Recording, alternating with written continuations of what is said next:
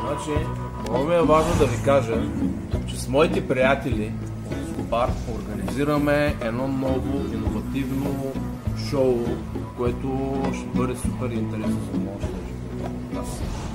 Решили сме с тях да направим коктейл театър.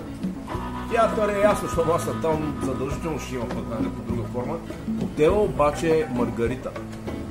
Толкова обичан и любим на много от вас, така че ще ви го представим по супер елегантен и интересен начин. Ще научите историята на Маргарита, съставките, които участват в тази напитка и интересни факти за тях.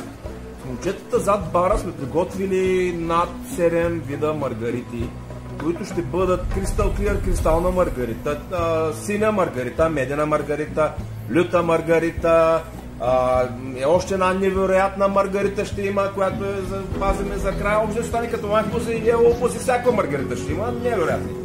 И естествено ще имат доста шеги. Виждам го едно интерактивно шоу, в което всеки да участва. И най-готиното е, че се чуете с и толкова маргарити, ще се чувствате, знаете ли как? Все едно сте яли крендъж. Защото ял ли си крендъж, ял си всичко. Бил ли си на коктейл театър и си пил маргарити, ял си всичко, знаеш всичко за маргарити. Не е случайно с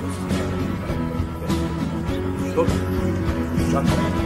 И ако сте готини, ще дойдете. Ако не сте, ще идете някъде другаде. Но трябва да дойдете, защото ако ми кажете после, аз можах до този петък, искам да го направиш пак, няма да стане. Правим го един път и го правим както трябва.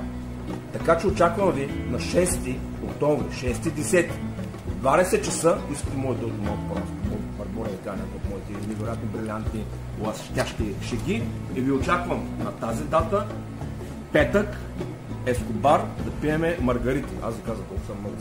Чакам. А само ако си готин обаче.